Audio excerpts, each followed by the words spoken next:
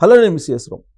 ఇప్పుడు నేను చెప్పేటువంటి న్యూస్ కనుక వింటే అసలు మానవ సంబంధాలు ఉన్నాయా లేవా, సొంత తమ్ముడింటికైనా మన పిల్లల్ని పంపించచ్చా పంపించకూడదా అనేటువంటి దాని మీద స్పష్టత వస్తుంది.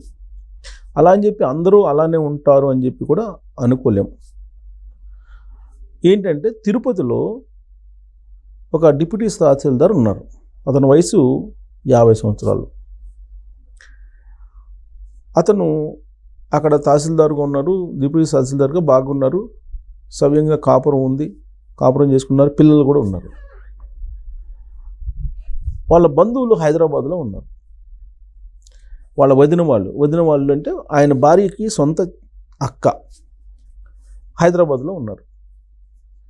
హైదరాబాద్లో ఉన్నటువంటి వాళ్ళ వదిన కూతురు 16 సంవత్సరాలు. ఆ అమ్మాయికి ఇప్పుడు సమ్మర్ హాలిడేస్ అకేషన్గా తిరుపతి పంపించింది, మరిదింటికి. ఇక్కడ అంటే వాళ్ళ చెల్లెల ఇంటికి పంపించింది. తిరుపతిలో ఉండే వాళ్ళ చెల్లెల ఇంటికి ఆ అమ్మాయిని పంపించింది. వరుసకి కూతురే కదా, వదిన కూతురు అంటే అతను కూడా కూతురే. వాళ్ళ చెల్లెల్ని వదిన అంటే వాళ్ళ సొంత భార్య అక్కే కాబట్టి సరే అక్కడ అకేషన్ కదా, కొంచెం సమ్మర్ కదా, వెళ్ళొస్తుంది సెలవులు కదా అని పంపించారు. వెళ్తే అక్కడ ఆ అమ్మాయితోటి సెల్ఫీలు తీసుకుంటా, ఫోటోలు తీసుకుంటా దగ్గరయ్యాడు. దగ్గరయ్యి ఆ అమ్మాయిని ఆ ఫోటోలతోటి, ఆ సెల్ఫీలతోటి బ్లాక్మెయిల్ చేయటం మొదలుపెట్టాడు. Artificial intelligence photos, videos create చేసేసి రకరకాల భంగిమల్లో లోపరుచుకున్నాడు ఆ అమ్మాయిని.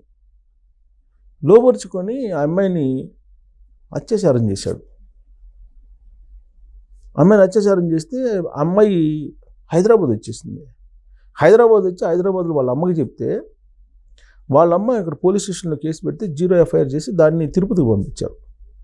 తిరుపతి పంపిస్తే తిరుపతిలో అక్కడ డిప్యూటీ తహసీల్దార్గా అతన్ని పోక్సో చట్టం కింద, ఎందుకంటే 16 సంవత్సరాలు మైనర్ కదా, పోక్సో యాక్ట్ కింద అతను అరెస్ట్ చేశారు. అతనికి సహకరించినటువంటి అతని భార్యను కూడా విచారిస్తున్నారు.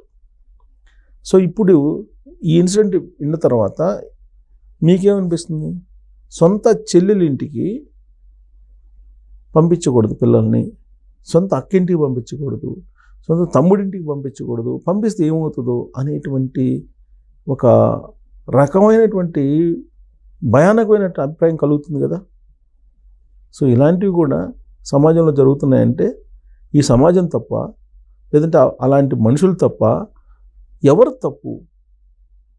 మానవత్వం వరుసలు లేవు, వరుసలు లేకుండా ఇలా వ్యవహరిస్తూ ఉంటే మరి మనం తీసుకోవాల్సిన జాగ్రత్తలు ఏంటి అనే దాని మీద మీరు కామెంట్ చేయొచ్చు. Thank you.